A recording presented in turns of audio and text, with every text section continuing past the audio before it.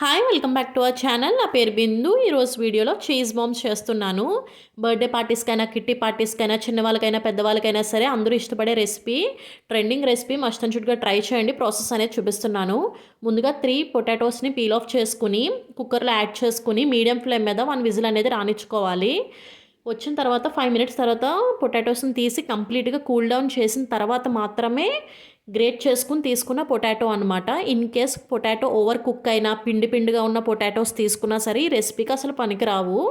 So ఇది చాలా కేర్ఫుల్గా ఇది మాత్రం చేయాలి.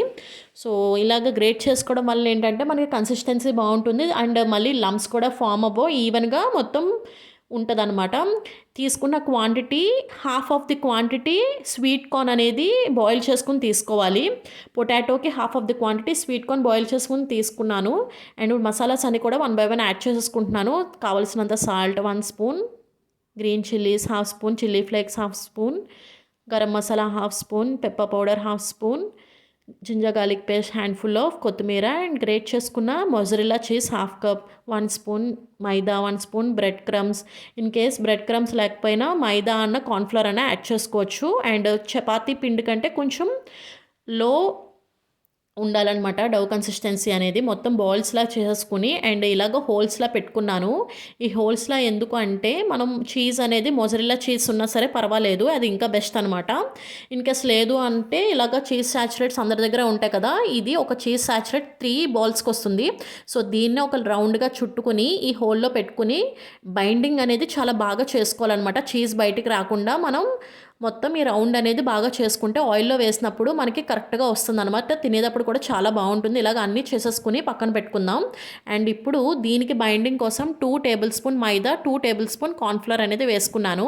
అండ్ దీని కన్సిస్టెన్సీ కొంచెం ఈ రకంగా ఉంటే సరిపోతుంది అనమాట. బాల్స్కి కొంచెం పట్టేటట్టుగా ఉంటే సరిపోతుంది. ఇవి నేను బ్రెడ్ క్రమ్స్ తీసుకున్నాను అనమాట. ఇవి బయట కొన్న బ్రెడ్ క్రమ్స్. ఇన్ కేస్ లేదు అనుకుంటే మీరు ఇంట్లో కూడా తయారు చేసుకోవచ్చు. ఆ రెసిపీ కూడా కావాలంటే కామెంట్స్ చేయండి, డెఫినెట్గా అది కూడా ట్రై చేస్తాను. ఇంట్లోనే బ్రెడ్ క్రమ్స్ చేసుకుంటాము. అండ్ ఇది ఇప్పుడు నేను బయట కొన్న బ్రెడ్ క్రమ్స్ అనమాట. దీన్ని ఇప్పుడు కార్న్ఫ్లవర్లో ఇలా డిప్ చేసుకుని,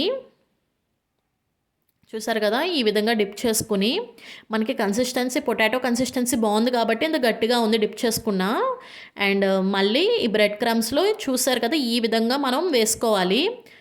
అప్పుడు మనకి బాల్కి ఏమీ ప్రాబ్లం లేకుండా స్టిఫ్గా ఉంటుంది అనమాట. సో మిగతా బాల్స్ అన్నీ నేను రెడీ చేసేసుకుని పక్కన పెట్టుకున్నాను. ఇప్పుడు ఆయిల్ అనేది మీడియం ఫ్లేమ్ మీద పెట్టుకొని 1 బై 1 ఇప్పుడు బాల్స్ అన్నీ వేసేసుకుంటున్నాను. అసలు చాలా ఈజీ. కొన్ని టిప్స్ మనం కొంచెం జాగ్రత్తగా మనం ఈ రెసిపీ చేసుకున్నప్పుడు కొంచెం జాగ్రత్త పడితే అసలు చాలా బాగా ఎంజాయ్ చేయొచ్చు. అసలు డిన్నర్ కానీ లంచ్ కానీ కూడా స్కిప్ చేసి కడుపు ఫుల్గా మనం ఇవి తినేయచ్చు అనమాట. చాలా బాగుంటుంది. ఫేవరెట్ రెసిపీ అయిపోతుంది. డెఫినెట్గా ఇది ట్రై చేసి తిన్న వాళ్ళకి. చూసారు కదా ఆయిల్లోకి డిప్ చేసిన తర్వాత తీసిన తర్వాత చూపిస్తున్నాను ఎంత క్రిస్పీగా ఎంత క్రంచీగా ఉన్నాయో. చాలా బాగుంటుంది.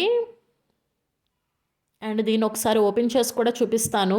అండ్ మనకి చీజ్ అనేది ఎలా ఉందనేది చూసారు కదా. చీజ్ అనేది లోపల మనం పర్ఫెక్ట్గా బైండింగ్ చేస్తే మనకి చీజ్ అనేది ఇలా ఓపెన్ అవుతుంది అనమాట తినేటప్పుడు.